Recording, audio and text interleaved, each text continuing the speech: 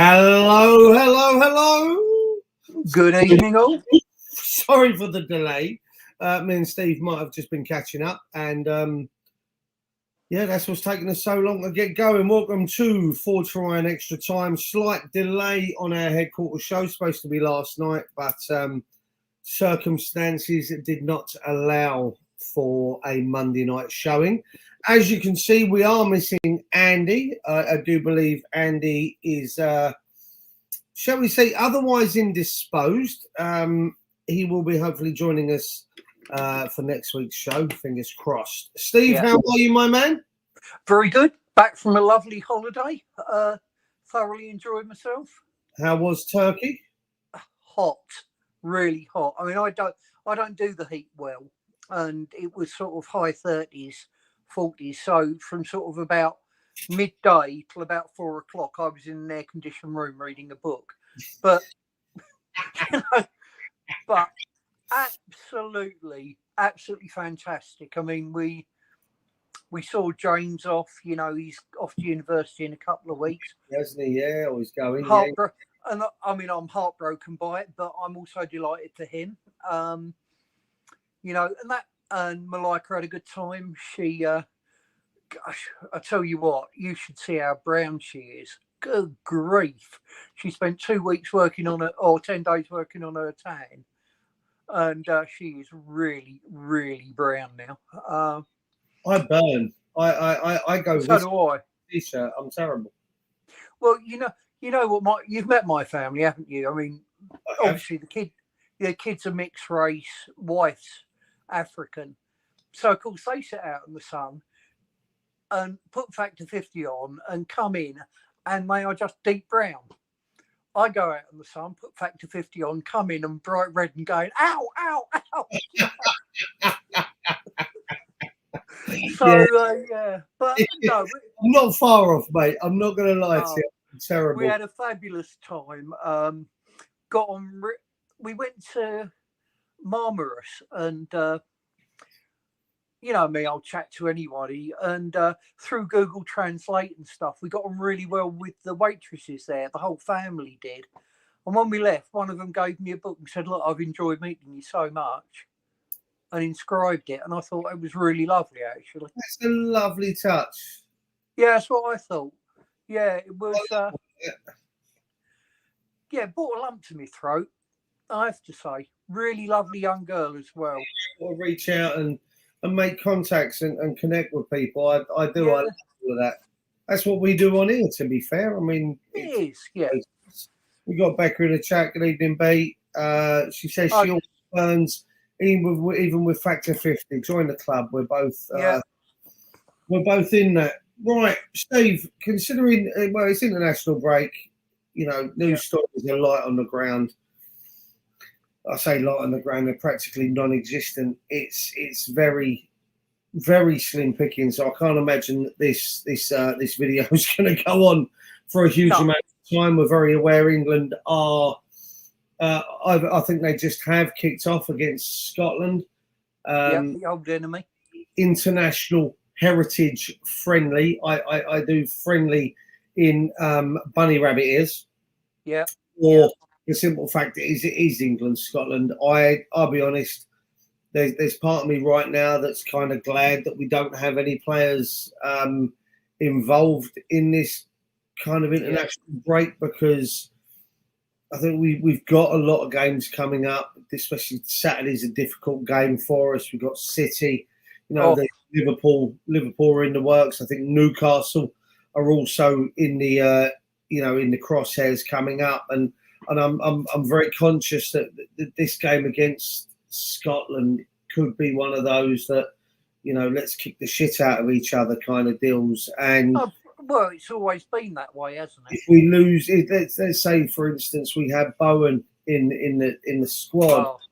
To lose Bowen would be a massive issue for us. So I'm kind of grateful that we don't have anyone involved. I mean, you know, number 41 is obviously he's starting tonight for England in the midfield, and I can imagine, you know, there's the entire Arsenal fan base that are very much out there going tonight.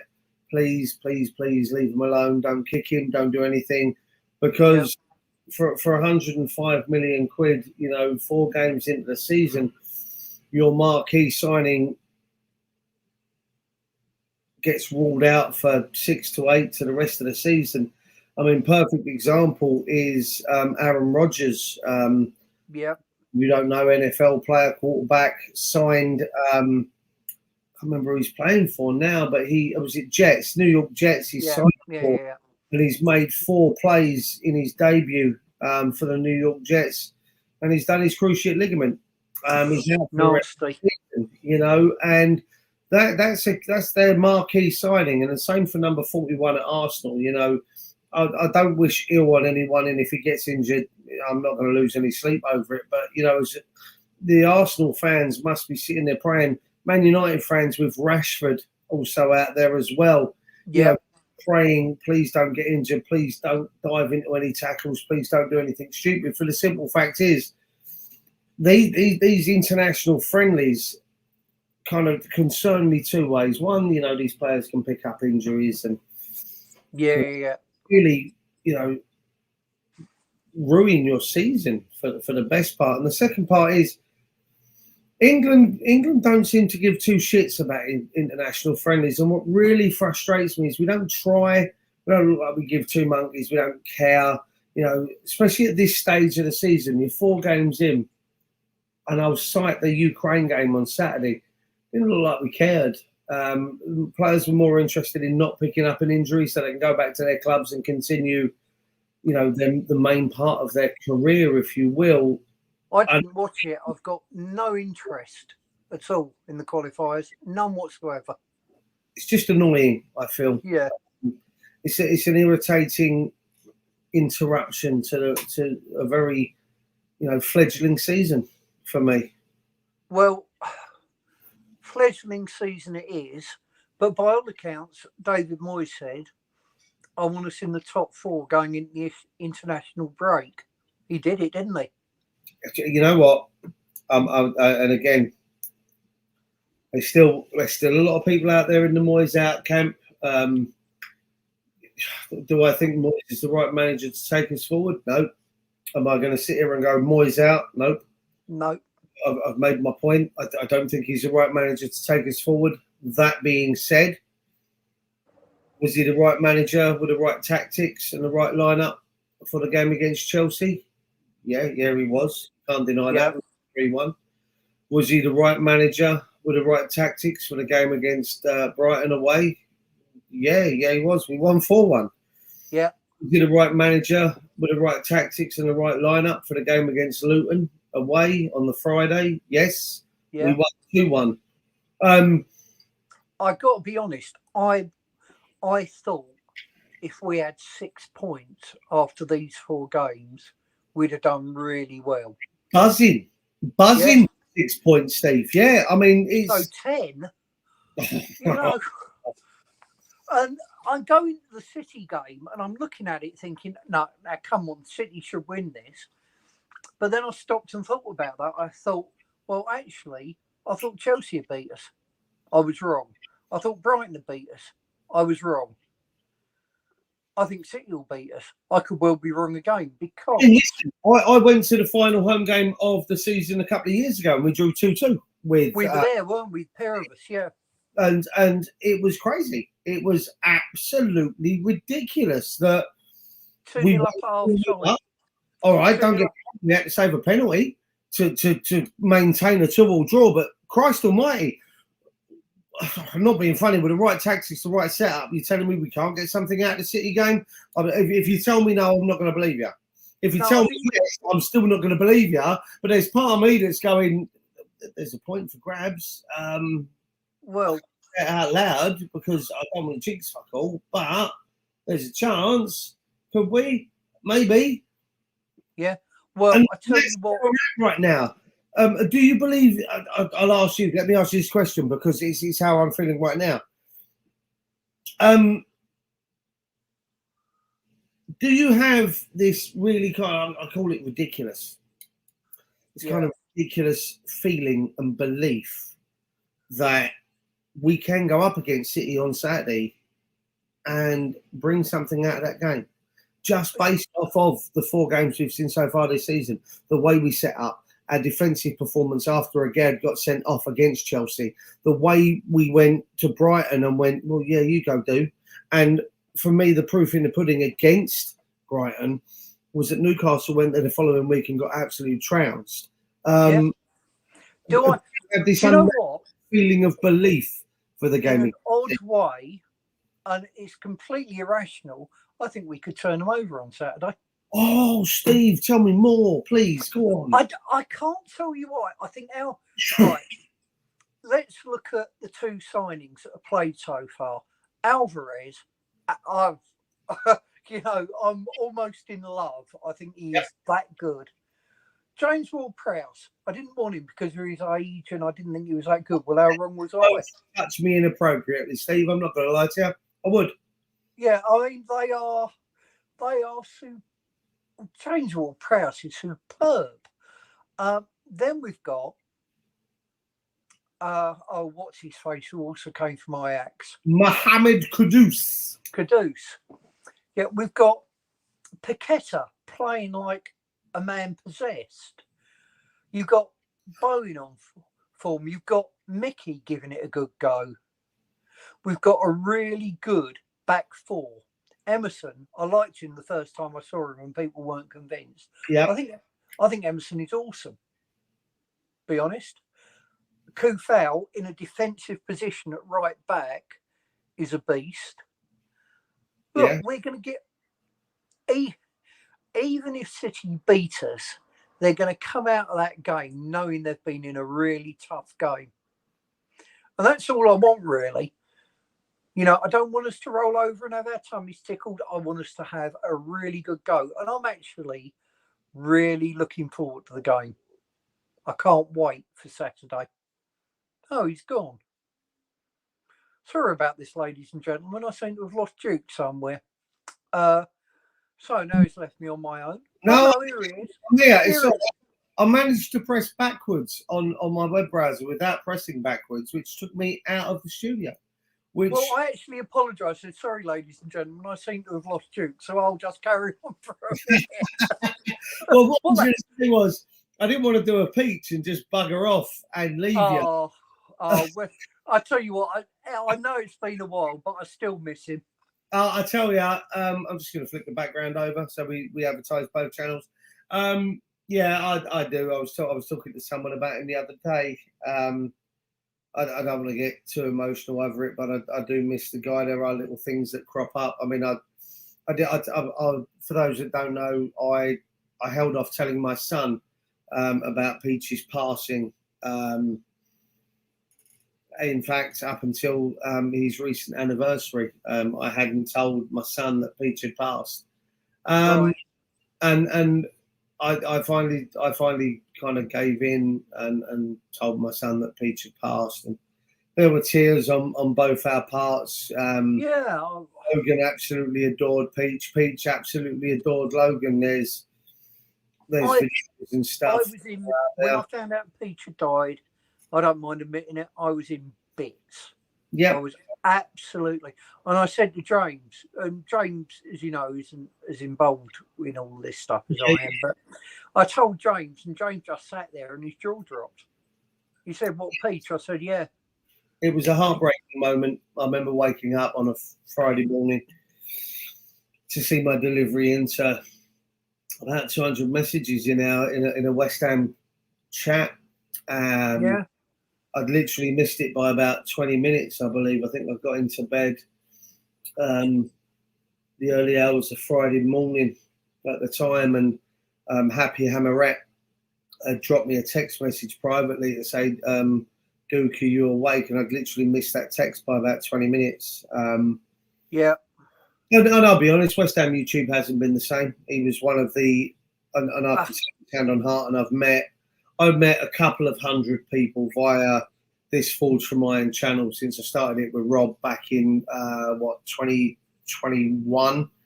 I've met a good couple of hundred, if not more, people. And Peach was up there in probably my top, I'd say my top 3. of people that I've actually met for a connection. Don't get me wrong, there are some fantastic people that I've met, but I just didn't have the connection with them like I had with Peach. Yeah, I always wanted to get him over here to a game. He would have been. Well, listen, I know for a fact that there are people that have had shirts with Peach's name on it. So Peach has been to games with us in our hearts, in our minds, on our backs. But you know, just I don't want to dwell on it. No, I think we need to stop because both of us are going to end up in. He was one of the best. Let's just leave it there. Yeah. I'll tell you what. When we came on, Steve, I said about news stories being very light on the ground, and they are. I mean, there's nothing. I'm currently. Well, there's this Boeing to Liverpool thing, isn't there? Which I can't. I'll tell you what. I wasn't going to bring it up because it's not on one of my top 5 stories. But as soon as you brought it up, I think it all hinges on obviously Mohamed Salah departing Liverpool, and the fact that obviously the Saudi transfer window came and went last Thursday, and I've got to take my hat off to Mohamed Salah. Before I touch on that, actually, I want to talk about the ignorance of some people that came in my pub last week. Yeah.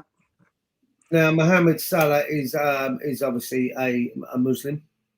He that's his faith, and I have no problem with that. None for. When you've got a couple of gentlemen in my pub last week that were, and I will quote them, saying, of course he's going to go to Saudi, he's a Muslim.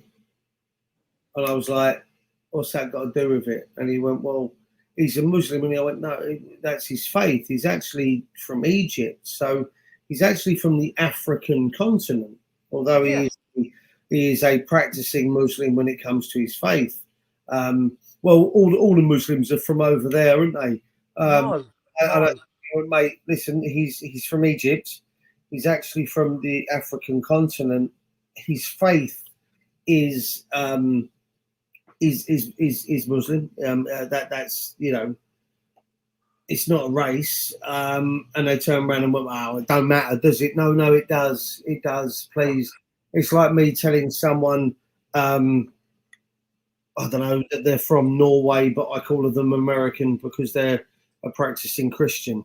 Do you know what I mean? You know, America has a large, they're ridiculously, when it comes to their religious faith in America, Christianity, you know, is huge out there. Well, I mean, you know, I'm a Christian, doesn't make me American. I'm telling you that you're American because you have Christian beliefs. And it was just ignorance of people in my pub, and I was just like, I can't even engage anymore. I don't want to. It's going to go badly for me.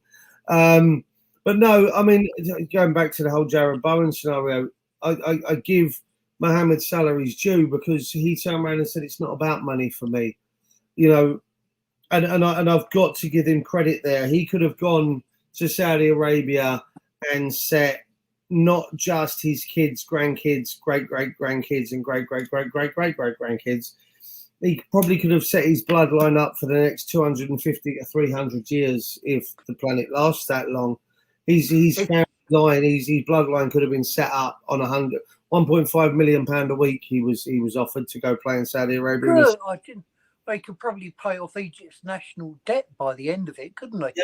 And for me, the fact that he turned around and said no tells me that Mohamed Salah is about football and not about money. And I've got a lot of time for that. I'm not a Mo Salah fan. I think he throws himself to the floor too often. I think that, you know, there's a lot of you know, deceiving and the referee's deceptive football. But I will certainly take my hat off to Mo Salah for sticking around for footballing reasons at Liverpool. And off of that means that at the moment, Jarrod Bowen stays a West Ham player. Liverpool are interested in Jarrod Bowen for years. Good evening. Oh, evening, Chris. I personally think he will stay anyway because he's based there. His missus is based there. That's his home. By all accounts, it's just his agents negotiating really hard. That's what Sean Weston came out and said. But if Liverpool get 200 million for Salah and they come in with 100 million for Bowen, we can't say no. I wouldn't say no. And I know I'm probably going to get some grief for this once this goes out and other people see this elsewhere down the line. I'm probably going to get some grief for that comment. I wouldn't say no to that kind of money either for Jarrod Bowen. It's the same as if City came in again, and I'll come back to Paqueta in a moment because that's gone very quiet on the investigative front. Yeah. The fact that, you know, if Man City come in with £100 million for Paqueta, you can't say no to that sort of money, Steve. You can't. It's crazy. And we can't, and let's be honest, we can't command those kind of fees for players, you know, often. The fact that we possibly have 3 players in this, or had 3 players in the squad, still have 2 that could command those sort of figures from certain teams, that's amazing for us. So, we could say. You see, the thing is, what would give me encouragement? Chris says 150 million, and I think Dyer would drive him up there himself. Yeah. A fair shout. But, you know, what would give me encouragement is we've spent the Declan money really well. We've actually spent less than we've had come in, and look at the quality of players we've got. I'm about to say that since 41 left, I actually think we look more balanced. I think we look stronger for the fact that even if you, and again, and I will say this with no detriment to Thomas Souček. I don't mean it in a bad way. But when Declan Rice played and Thomas Souček played, Souček looked fucking awful. Yeah, he's looked a lot better since, hasn't he? Now we have Ward-Prowse, who's and let's break it down. You have Ward-Prowse that is the passer. You have Edson Alvarez. Yeah. You have Edson Alvarez, who is a fucking brick wall, and then you have Thomas Souček, who makes the late runs and causes a fucking nuisance in the box. Well, yeah, I'll tell you what, that looks better than having Declan Rice, Thomas Souček, and Lucas Paqueta as our midfield 3. I actually think we look better with Thomas Souček, Edson Alvarez, and James Ward-Prowse in the 3 with Paqueta roaming left-hand side or whatever. Well, the thing is, defensively, I think Alvarez is better than Dec, but not going forward. Going forward, I think Ward-Prowse is better than Dec. Well, you say that, and I will raise you on that one, Steve. And you say that you think Ward-Prowse is better than Dec going forward. I actually think Thomas Souček is better going forward and arriving late than Declan Rice. So yeah. I think James Ward-Prowse has a better delivery from set pieces. I also think his passing range is probably better than Dec's. So overall, I just think we look better, balanced, more balanced. We look, I don't know, just look. We look better. While losing our best player, we still look better. Chris says that Rice held us back last year. Chris, listen, I've said the Declan. I called it the Declan Rice experiment over on the main channel for months. By the way, Chris, we've got to get you on the channel soon. I think you'd be great value for money. Yes, I think you'd be fantastic. You'd have to come. Oh, Chris, yeah, I know Chris quite well. I'll tell you what. Let's go back to the Bowen thing. I think it's null and void. I think, listen, if we do well this season, obviously Bowen is entering the last year of his contract. I think next year is the last year of his contract. Yeah. 18 months now left, and I think that we have to tie him up. I also think that Excellent, Yeah, Chris. season, good year this season. We do well in Europa League. We do well in the league itself. We continue this great form. I don't think he has a reason to leave. I think we could win something again this season. You do. I do. Oh, I Steve, think. you say all these things. I think. I honestly think we can win the Europa League because we're better than we were last season. And the season we got to the semis, we're better than that team now. Oh, significantly, and if you bear in mind that we hit January, and I still think we've probably got about 30 or 40 million pounds to spend, and if And get the striker. Outgoings of maybe the likes of Ings, if it's not working out, kind of Coventry, and we can bring in maybe an Ekitike. I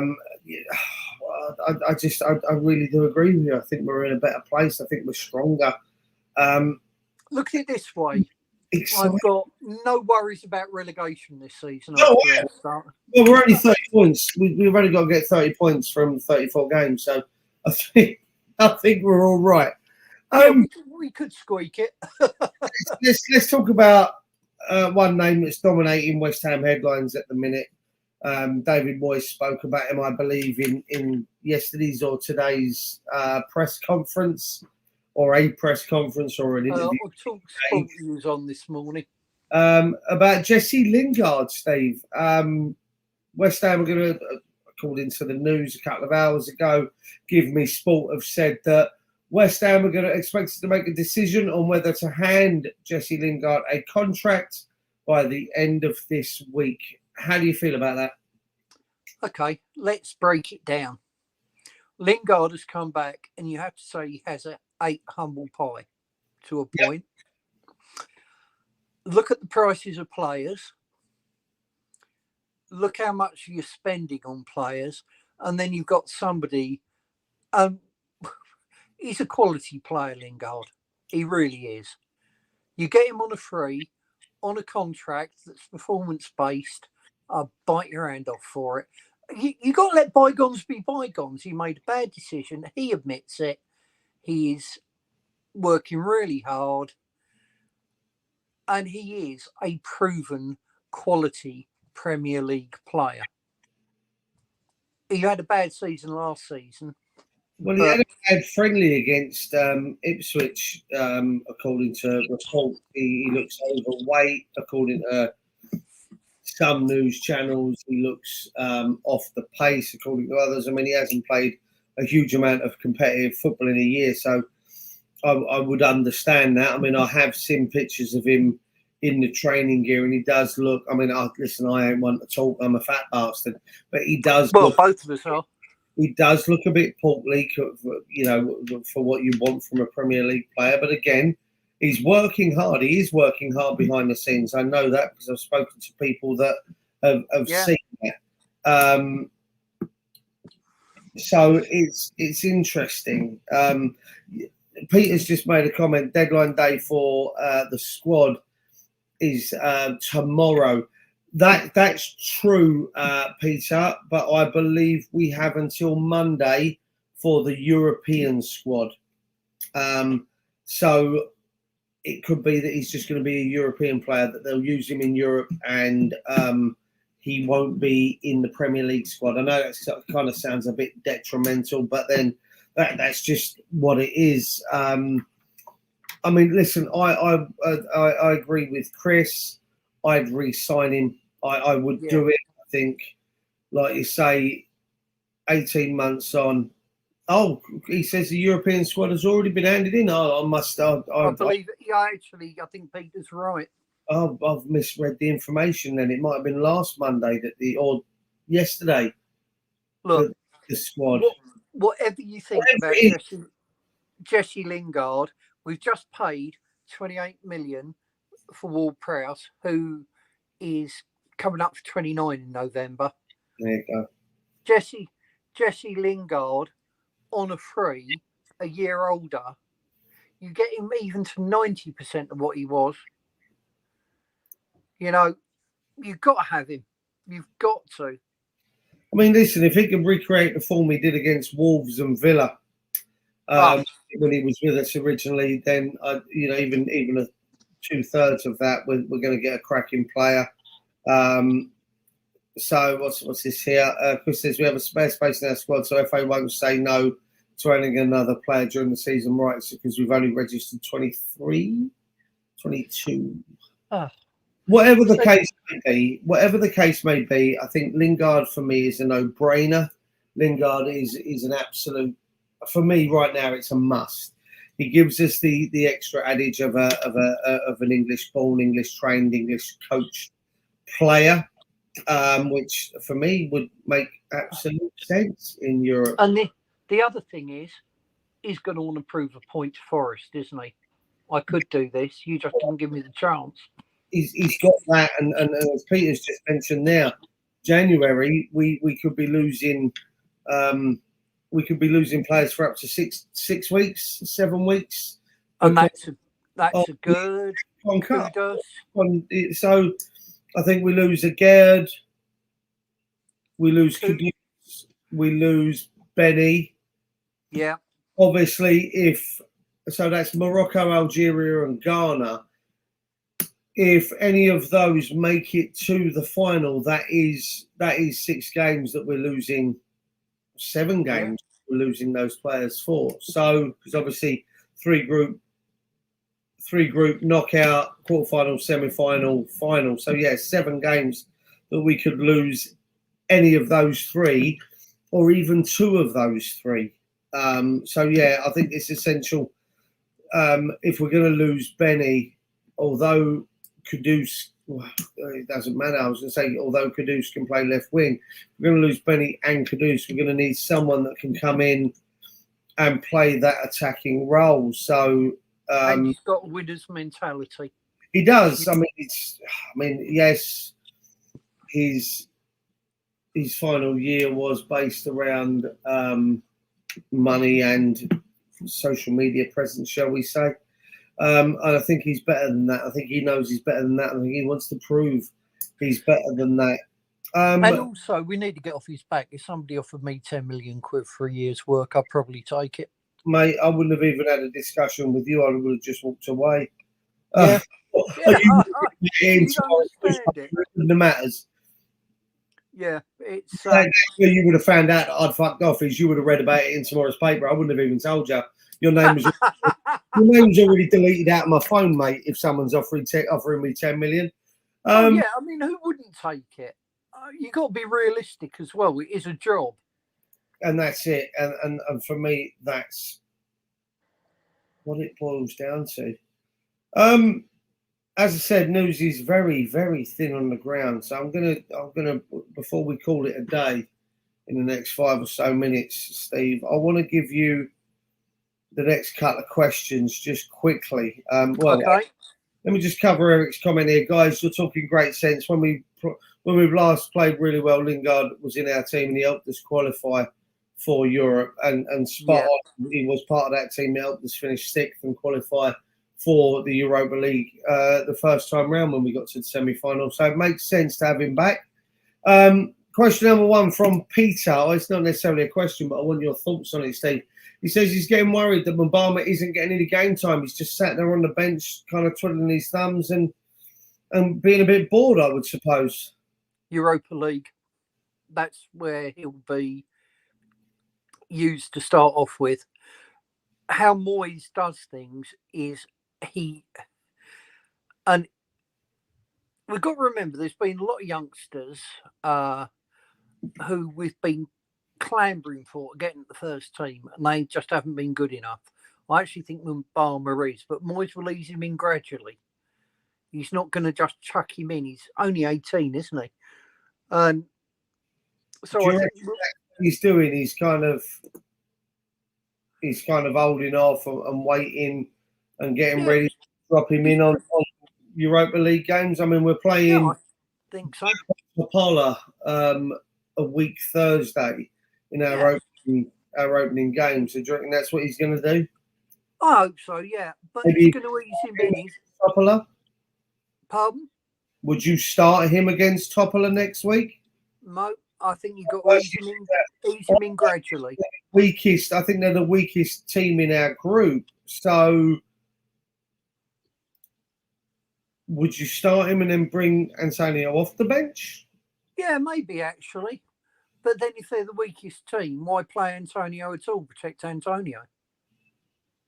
Yeah, I was going to say, as Eric's just said, I was about to, Becca said 1-0, and then Eric's come up with Phil Foden has just put England in front. Apparently, it's been coming. England have been knocking. It's a goal made at Manchester City. Walker joins the attack down the right, pings across into the cross shot into the 6-yard box, and Foden reacts so quickly to divert the effort into the net. Skilled finish, but just his second goal in his last 23 England games. So amazing. I think I'm amazed he scored so few. I think Phil Foden's brilliant himself. I rate him so highly. It's painful. I understand why Cole Palmer left Manchester City when you're looking at what's in front of you. Yeah. The likes of Foden now, they've just gone out and bought Jeremy Doku, haven't they, as well? So, as Cole Palmer, I'd be going, yeah, right, fair enough. Yeah. Would have liked to see him come to us. That's neither here nor there. Yeah, I mean, 1-0 England. I'll take that. Peter's got a comment, a question here then. 2-0, I believe. Oh, Becca's in there straight away. Look, she's hanging around. Jude Bellingham with the second. Go on. What a signing that is, by the way, for Real Madrid. He's going to be huge. Yeah. Gio is going to be very unhappy at this. 2-0 down. Hey, listen, I do love Gio. But, he's great. I can't tell him. I can't say that I want that to interfere with England winning. Peter says, and we'll make this the last thing, Steve, because I'm looking at cameras and possibly starting to get a little bit busier downstairs, as I mentioned earlier. Peter wants to know, how do you think Moyes will deal with Kudus? Do you think he will give him the start on Saturday? Not against City. No, I don't. He'll play with Jarrod Bowen. When he got Jarrod Bowen in the side, he played him in the lesser games first. Yeah. To build his confidence. I think we throw Kudus straight in. That's a baptism of fire. I mean, I know Pellegrini did it with Ben Johnson at left back, but I think you'll see Kudus come on, but I don't think he'll start him. That's just my opinion on it. Just a quick update on that game then. So this is a shocker from Robertson. Foden fires in across, looking for Kane. Robertson seems to have it covered, but for some reason he decides to pass it across his box and finds Bellingham, who can't believe his luck. A simple finish. Well, I'll take that all day long. Yeah. Just to go back to what you just said there, Steve, I personally, and again, my opinion, and I'm not saying anything to take away from what you've just said, and you make a very good, valid point. What I will say is I think you're wrong. I think Kudus will start on the left, Bowen on the right. And the reason I think Kudus will start on the left is he has some real pace. He is very quick. I'm not saying he is, kind of Haaland, Rashford, rapid, but he's quick. And from what I've seen, his stamina and his work rate is very high. It's second to none to a certain degree, and I can see him being there to help Emerson on the left hand side. Not necessarily overly defensively, but he has the pace to be able to get back to give Emerson that support in the same way that Bowen has the work rate to get up and down that right to support Soufal. Yeah, I think we can see Ben. Listen, I've said it before. I don't think Benny has the defensive ability to be able to support Emerson or Cresswell when Cresswell was playing out there. So I just think you may well be right. With him, I think he might be able to be there to help him out. So I'm not saying you're going to be wrong. I'm just saying I think in my opinion, you might be, and I think we will see him start. I hope so. I mean, I'd love to see him play. You know, and there's a bit of me that likes to see Mavropanos play as well because he's rapid. Well, you say that, mate, right? And I was having a conversation with someone in the pub, West Ham fan, and we had a discussion about whether we go to a back three on Saturday to combat the likes of Haaland, bring Mavropanos on the right, Zuma central, and Aguerd left of a back three with, they said Fornals at right wing back, which I wasn't so against, I'll be honest. No, I'm not actually. And Emerson on the other side, dropping Souček out of the middle and having Ward-Prowse and Alvarez in there, and then using Kudus, Paqueta, and Antonio.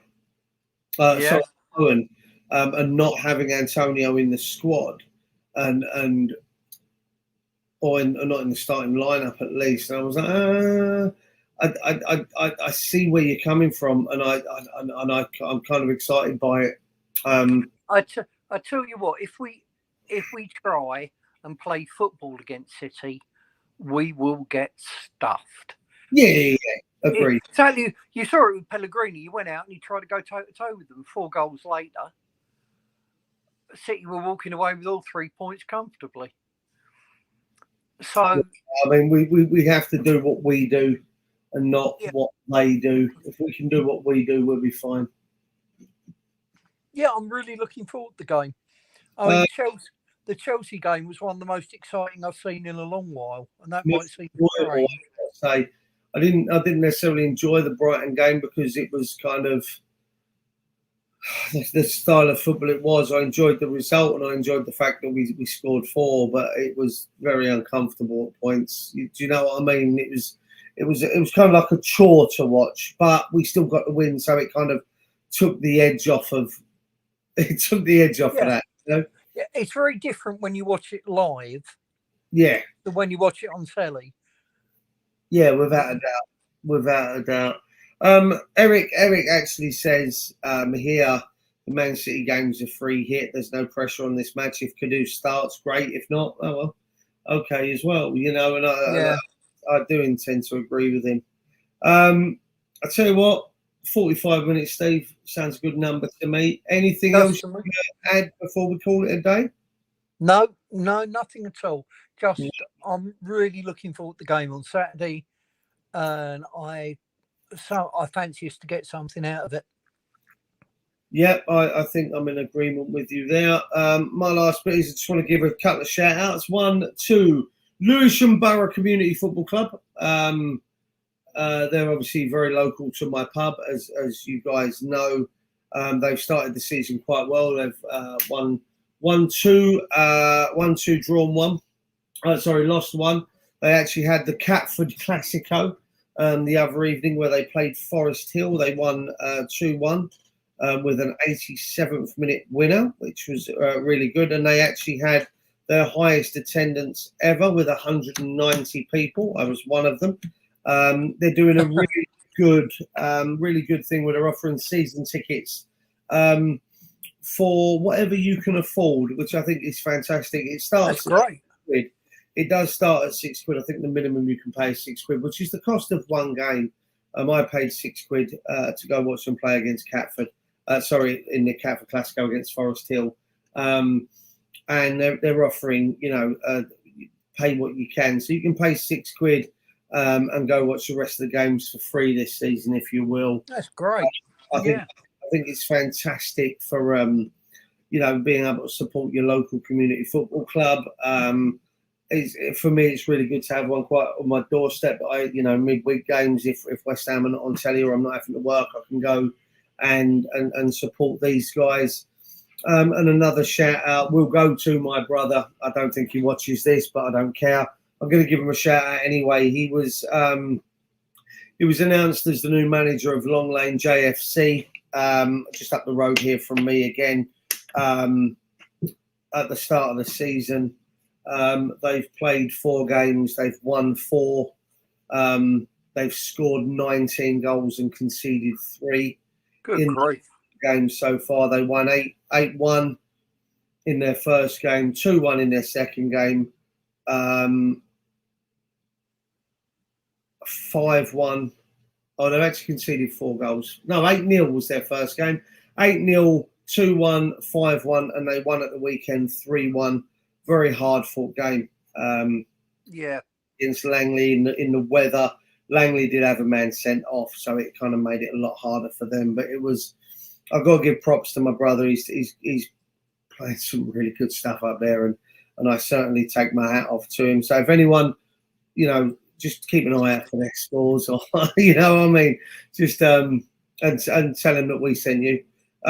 That's enough, I think. What I will say is we've broadcast across both channels today, both Forge from Iron and Forge from Iron Extra Time. So whichever one you're on, please jump over and give a like on the stream. If you've not subscribed to the other channel, please do so as well. Hopefully we'll be back for a preview for the Man City game, but if not the end of the world. You will definitely see us next Monday for the headquarters show again. Yeah, indeed. Hopefully Andy will return with us on that one as well. As always, share these with other West Ham fans. Let them know what we're doing here, and we will see you again very, very soon. Steve, thank you very much for joining me. Thank you, Duke. Yeah, great as always. We shall see you at some point a little bit further down the line. Chris, thank you for joining us. Eric, thank you, Chris. Eric, Peter, Becca, you as well. Becca says she'll probably miss the match Saturday because of her birthday celebrations. It's her birthday coming up, so wish you happy birthday. Happy birthday, Becca. Sneak that one in. Trudge has turned up just as we're calling it a day, but good evening, Trudge. Please go back and watch it. It's 45 minutes of just me and Steve talking shit. Thank you all. Take care. True. Take care and good night. Good night all.